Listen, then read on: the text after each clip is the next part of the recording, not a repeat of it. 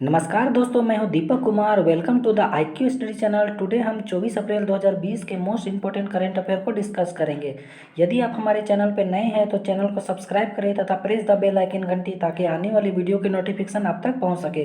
तो चलिए अब हम क्वेश्चन की ओर आगे बढ़ते हैं। क्वेश्चन नंबर फर्स्ट, हाल ही में विश्व प्रेस स्वतंत्रता सूचकांक 2020 में भारत किस स्थान पर रहा है? इसका राइट आंसर है ऑप्शन नंबर बी, 142वें स्थान पे। विश्व प्रेस स्वतंत्रता सूचकांक, इसको इंग्लिश में वर्ल्ड प्रेस फ्रीडम इंडेक्स कहते हैं। तो पहले स्थान पे नॉर्वे देश है, जबकि सबसे अंतिम स्थान पे उत्तर कोरिया देश है, जो कि पत्रकारिता के क्षेत्र में सबसे खराब देश है। तो चलिए क्वेश्चन नंबर 2 की ओर हम लोग आगे बढ़ते हैं। इससे पहले कुछ और हम लोग जानकारी पा लेते हैं। यह सूचकांक क्यों जारी किया जाता है? यह सूचकांक रिपोर्टर्स विदाउट बॉर्डर्स पेरिस आधारित गैर लाभकारी संगठन द्वारा संकलित और प्रकाशित की जाती है। चलिए क्वेश्चन नंबर 2 की ओर हम लोग आगे बढ़ते हैं। किस अमेरिकी कंपनी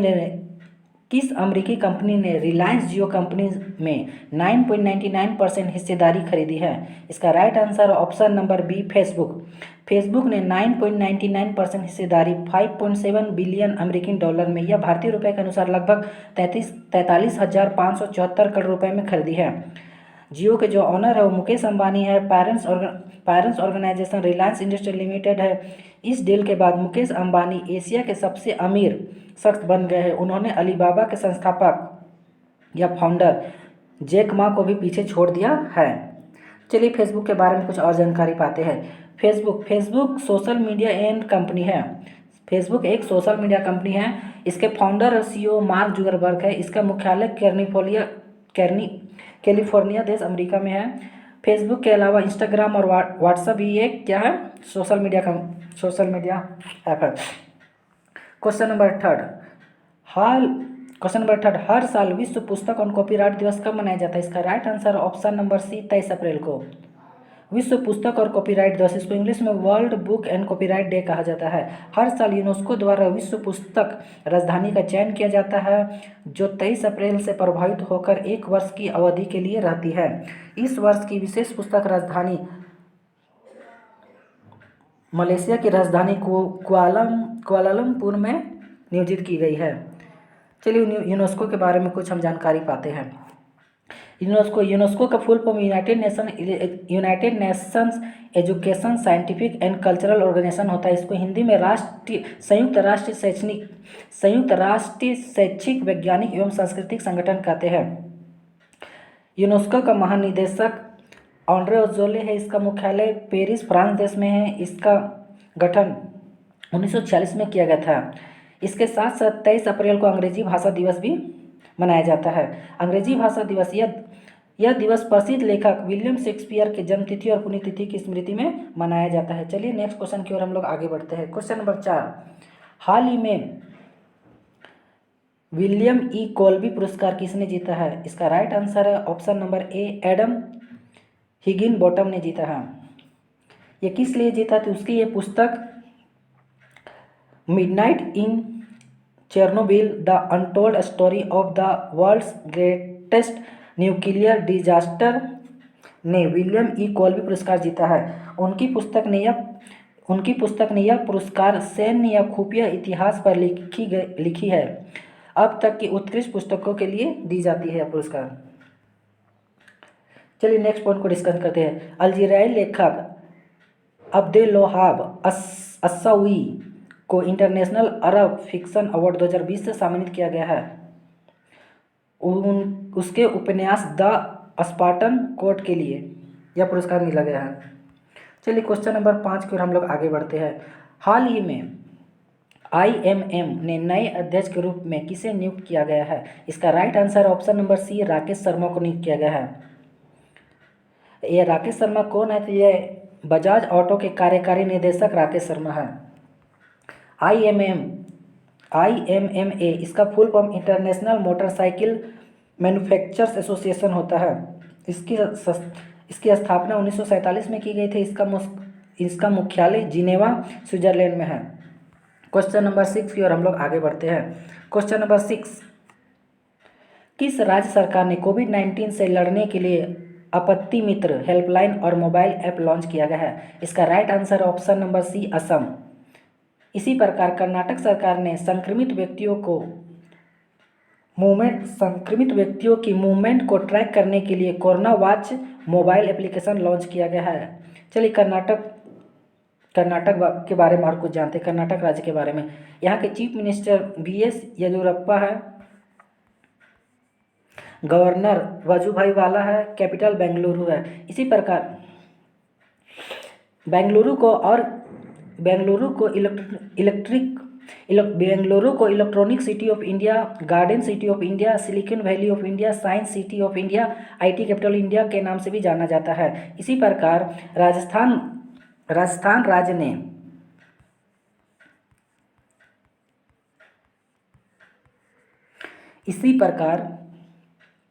राजस्थान राज्य ने आयु एवं सेहत साथी ऐप यह लॉन्च किया है। यह ऐप कोविड-19 के कारण लगे लॉकडाउन में राज्य के लोगों को ऑनलाइन डॉक्टरों से परामर्श लेने और जरूरी दवाओं की आपूर्ति के लिए ऑर्डर देने में सक्षम बनाएगी।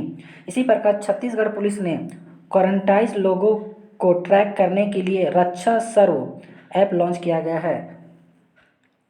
इसी प्रकार पंजाब पुलिस द्वारा कोविड कंट्रोल नामक मोबाइल ऐप विकसित किया गया है।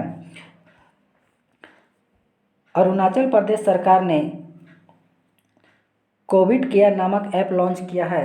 इसी प्रकार झारखंड सरकार ने ई पास जारी करने के लिए प्रज्ञान मोबाइल ऐप लॉन्च किया गया है।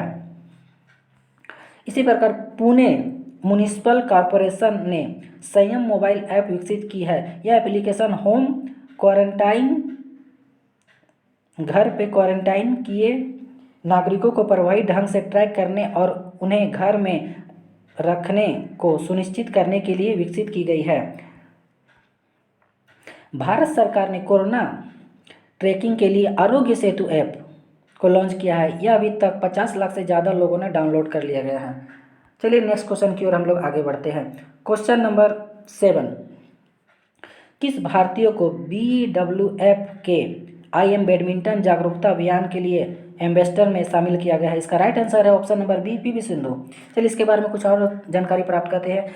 यह अभियान उन खिलाड़ियों को एक मंच प्रदान करेगा जो स्वच्छ और ईमानदारी खेलने की भावना रखने के साथ साथ प्रतिबद्ध होकर बैडमिंटन के लिए अपना प्यार और सम्मान व्यक्त करते हैं। पत्रकार V कृष्णस्वामी द्वारा लिखी गई shuttling to the top the story of PV Sindhu.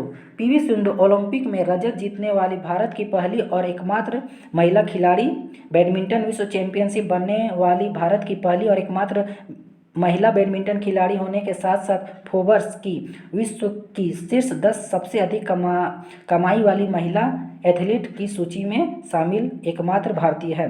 चलिए और कुछ खिलाड़ियों के बारे में हम जानते हैं। मशहूर बैडमिंटन खिलाड़ी साइना नेहवाल, PV सिंधु, प्रकाश पादुकोण, श्रीकांत किदांबी,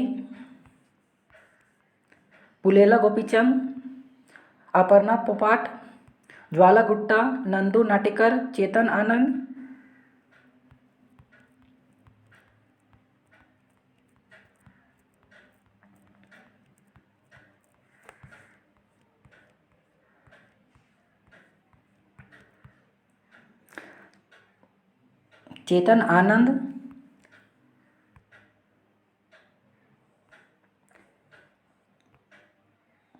सैयद मोदी है। चलिए कुछ और रोचक तथ्य के बारे में हम लोग जानकारी पाते हैं। BFW बैडमिंटन वर्ल्ड फेडरेशन, विश्व बैडमिंटन संघ, इसका मुख्यालय मलेशिया की राजधानी कुआलालंपुरम में है। इसके अध्यक्ष पॉल एरिक होयर लार्सन है। इसकी स्थापना 1934 में की गई थी। चलिए क्वेश्चन नंबर 8 की ओर हम लोग आगे बढ़ते हैं।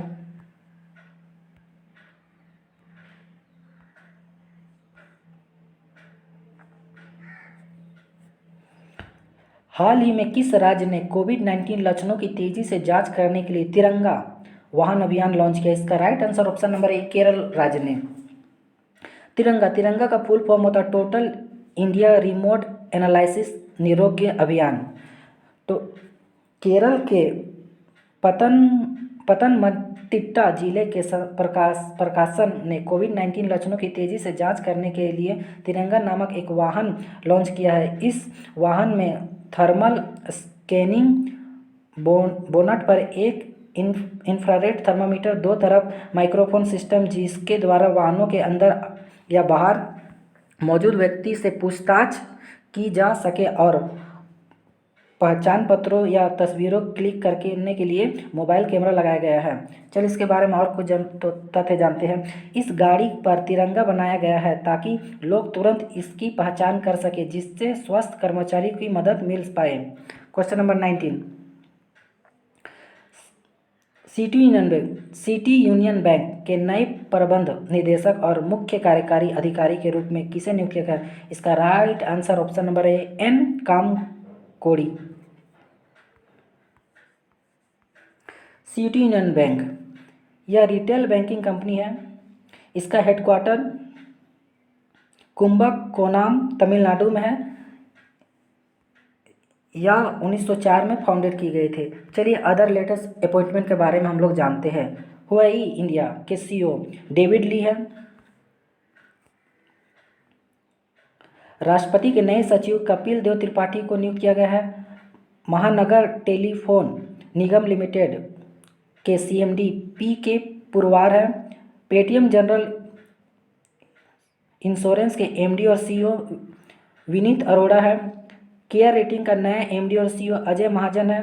यूनियन बैंक के नए कार्यकारी निदेशक विरूपाक्ष मिश्रा है। कर्नाटक बैंक के नए एमडी और सीईओ महाबलेश्वर एमएस है।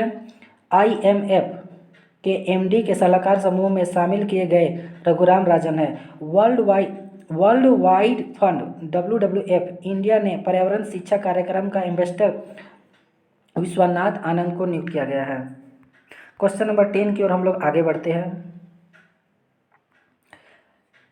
हाल ही में किस राज्य सरकार ने सभी कोविड-19 संबंधित मुद्दों के समाधान के लिए कोवास मोबाइल एप्लीकेशन लॉन्च किया है? तो यह असम राज्य ने किया है। चलिए असम राज्य के बारे में कुछ इंपॉर्टेंट तथ्य हम लोग जानते हैं। असम की राजधानी दिसपुर है। यहाँ के चीफ मिनिस्टर सर्बानंद सोनोवाल है। यहाँ के राज्यपाल जगदीश मुखी है। यहाँ पे मानस नेशनल पार्क तथा काजीरंगा नेशनल पार्क स्थित है। इसके साथ एक और क्वेश्चन बनता है, कामाख्या मंदिर कहाँ पे स्थित है? यह असम में स्थित है। आज के लिए इतना ही। अगर आपको हमारी वीडियो अच्छी लगती है तो लाइक करें, शेयर करें और कमेंट करें।